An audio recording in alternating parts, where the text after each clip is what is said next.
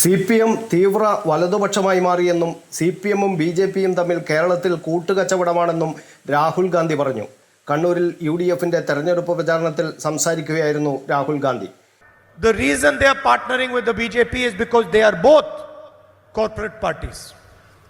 രണ്ട് കക്ഷികളും BJP-യും മാർക്സിസ്റ്റ് പാർട്ടിയും ഒന്നിച്ച് ചേർന്നുകൊണ്ട് ഈ അവസരവാദപരമായ നിലപാട് ഐക്യജനാധിപത്യ മുന്നണിക്കെതിരെ സ്വീകരിക്കുകയാണ്. They are no longer parties of the people.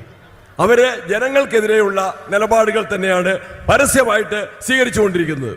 ഈ തെരഞ്ഞെടുപ്പ് രണ്ട് പ്രത്യയശാസ്ത്രങ്ങൾ തമ്മിലുള്ള പോരാട്ടമാണെന്നും CPM യഥാർത്ഥ ഇടതുപക്ഷം അല്ലാതെയായി മാറിയെന്നും BJP-യും CPM-ഉം കോർപ്പറേറ്റ് പാർട്ടികളാണെന്നും രാഹുൽ ഗാന്ധി വിമർശിച്ചു.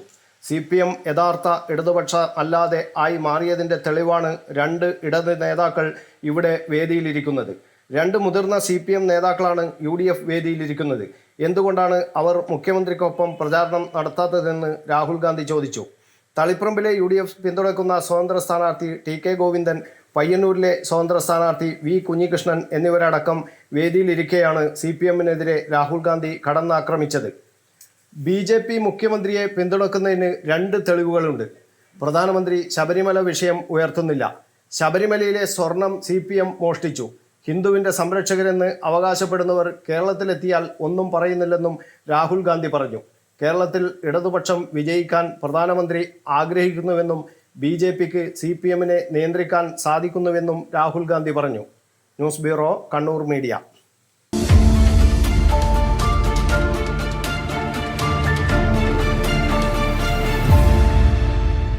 വിവാഹ പർച്ചേസുകൾക്ക് കുറഞ്ഞ പണിക്കൂലിയിൽ സ്വർണം മുൻകൂട്ടി ബുക്ക് ചെയ്യാൻ അഡ്വാൻസ് ബുക്കിംഗ് സ്കീം. പണിക്കൂലിയിൽ 50% വരെ ഡിസ്കൗണ്ട് നേടാൻ മൈ ഗോൾഡ് സേവിംഗ് സ്കീം. പണിക്കൂലി ഒന്നുമില്ലാതെ സ്വർണ്ണാഭരണം സ്വന്തമാക്കാൻ ഗോൾഡൻ പർച്ച് സ്കീം. എന്നും വിശ്വസ്തയോടെ സ്വർണം സ്വന്തമാക്കാൻ ആരാധന ജ്വല്ലറി, കുവൈറ്റ് ആൻഡ് കണ്ണൂർ.